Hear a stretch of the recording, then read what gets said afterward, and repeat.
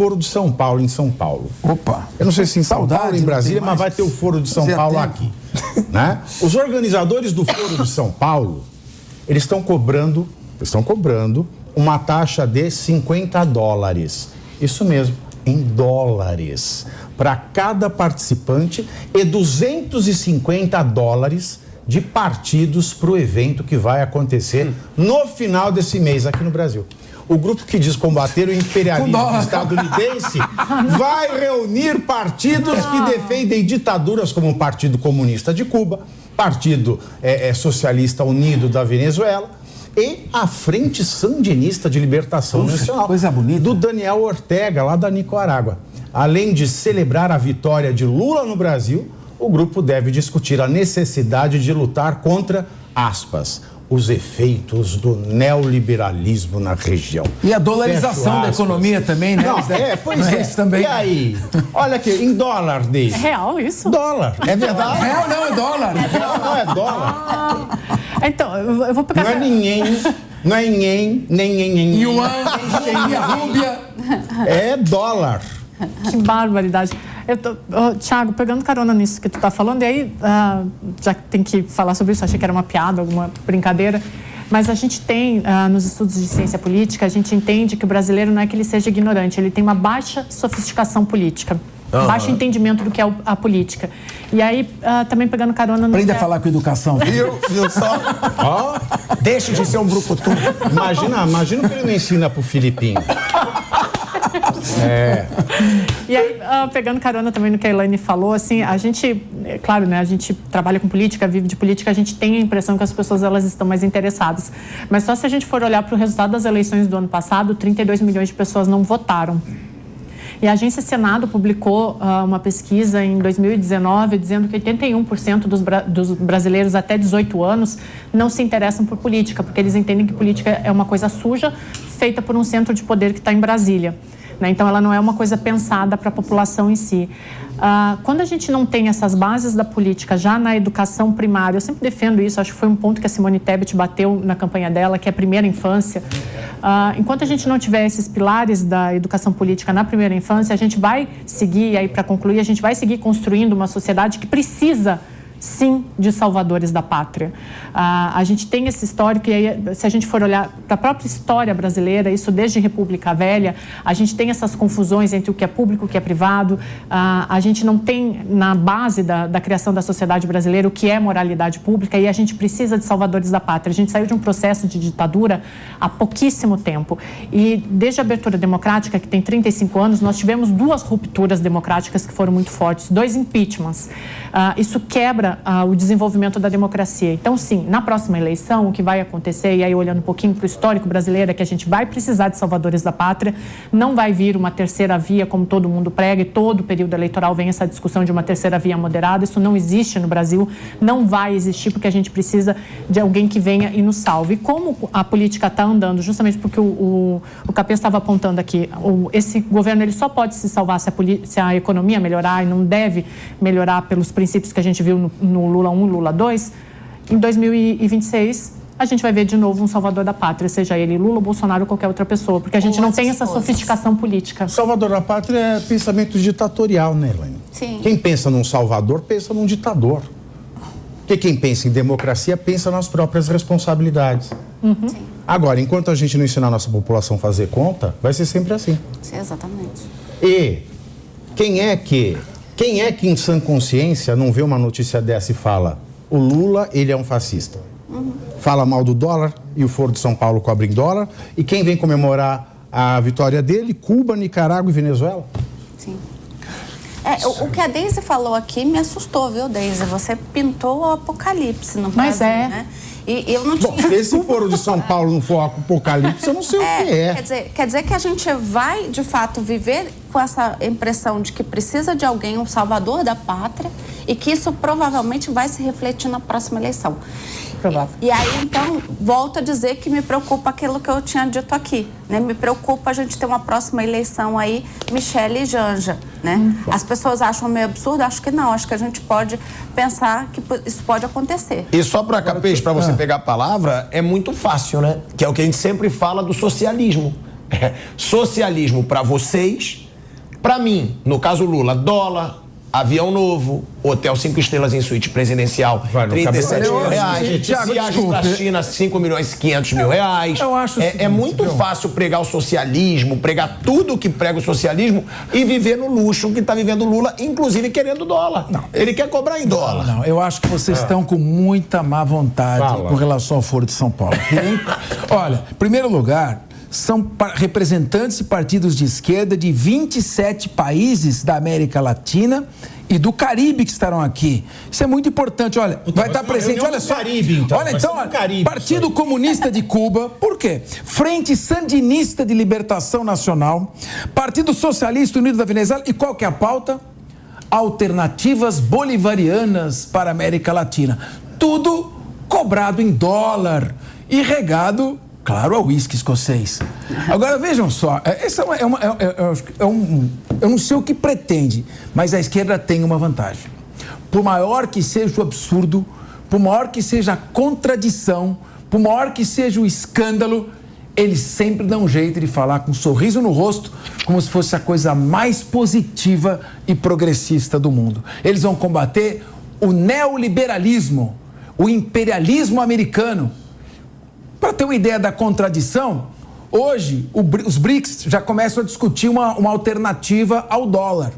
Ou seja, lastrear as suas compras e vendas em ouro, não mais em dólar. Eles são tão ignorantes que eles querem mandar uma mensagem dessa e cobram em dólar. Desculpa, Foro de São Paulo, uma ova. Mas será que não é para poder usar o cartão de crédito? Também, que é uma inovação comunista, será socialista. Que a cobrança não é feita por um sistema dos Estados Unidos? Eu pergunto assim, porque você combate os Estados Unidos, né, tendo uma conta bancária nos Estados Unidos, porque se não der errado, você vai para os Estados Unidos. Sim. Sem dúvida. Agora eu te pergunto, a população, quem está desempregado, quem está precisando de emprego, está endividado, quer pagar as suas contas, está preocupado com reunião de Foro de São Paulo? E aí eu chamo a atenção, a Deise participou comigo, Tiago, no segunda passada, no Direto ao Ponto, a entrevista do Aldo Rebelo. É uma entrevista que ninguém pode perder, porque ele dá um testemunho disso. Ele diz, o partido, muito. O PT, o Partido dos Trabalhadores, se afastou das suas origens.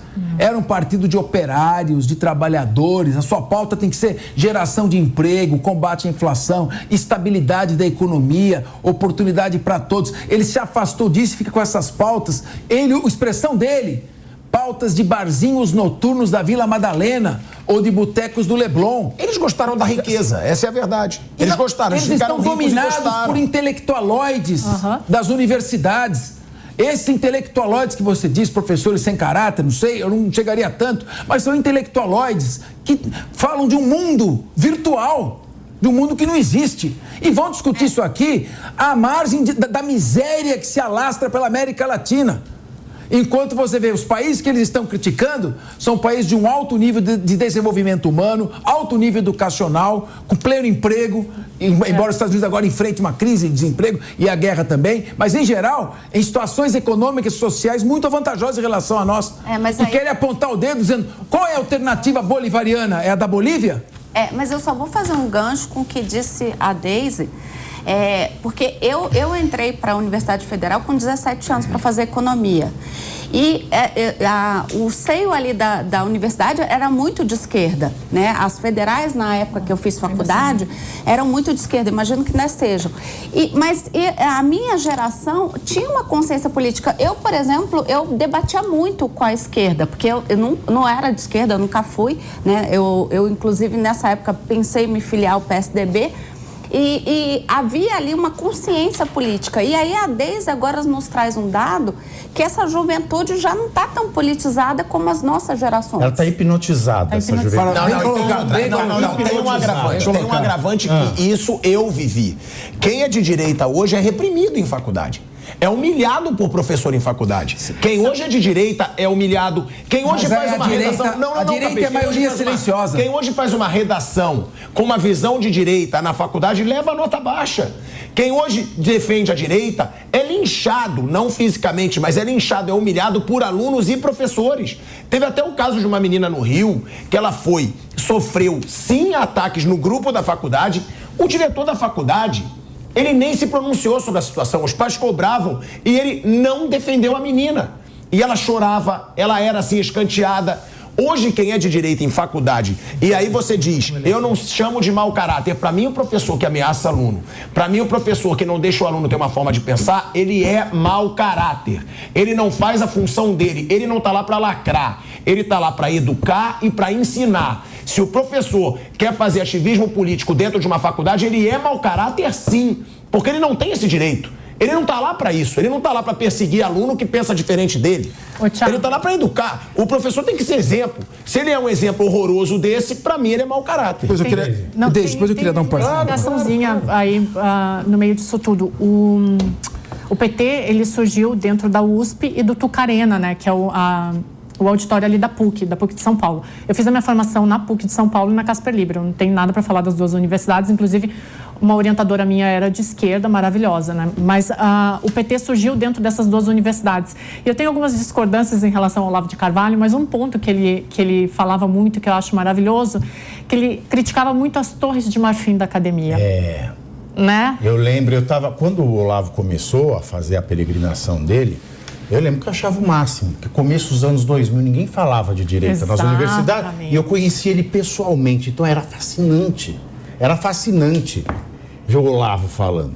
Sim. Porque existe essa crítica e realmente, assim, as academias, elas acabam sustentando a esquerda. Eu sempre falo de um livro que eu acho maravilhoso, que é o Submissão, do Michel Houellebecq, que ele fala Esse livro é sensacional. Né, que ele fala da dominação da França, eu acho que eu já falei até em outras linhas de frente, ele fala da dominação da França através das universidades. O PT, ele surgiu nesses redutos universitários, o Olavo de Carvalho criticava muito isso, mas continua uma dominação da esquerda dentro das universidades que é muito forte, o que explica também essa volta do PT ao poder. Mas aí é aquilo que o Olavo de Carvalho falava, sabe? A academia, ela conversa entre si. Quando tu coloca as coisas para a realidade, elas não funcionam, porque a academia está lá nas Torres de Marfim falando só para ela. Sem dúvida. É um mundo virtual.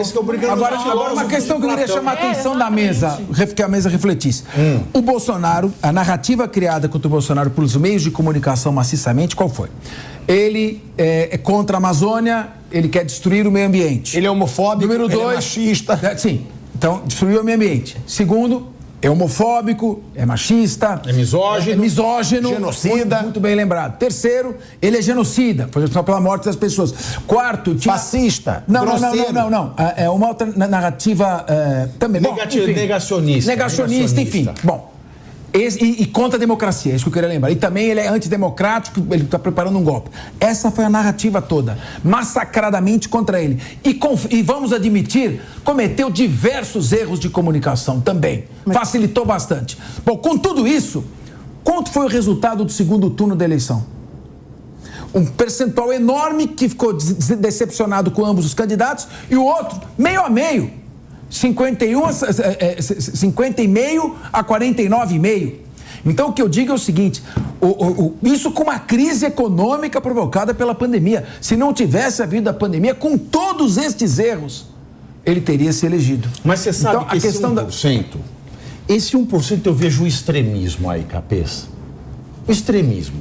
Porque o extremista, ele tem porta-vozes. E esses porta-vozes, eles pegam a pessoa de boa fé. A pessoa de boa fé que não sabe fazer conta, que é ignorante, sabe? Nas sutilezas do pensamento econômico, por exemplo. Sim. Porque se o Bolsonaro era negativista da biologia, o Lula é um negativista da ciência. Isso é fato. Da ciência econômica, pelo menos. Não da ciência da comunicação. Se ele é craque. O Bolsonaro estava preparando um golpe, o Lula já deu um golpe. Porque tudo que ele falava na eleição e está fazendo agora, se isso não é golpe, eu não sei mais definir o que é golpe.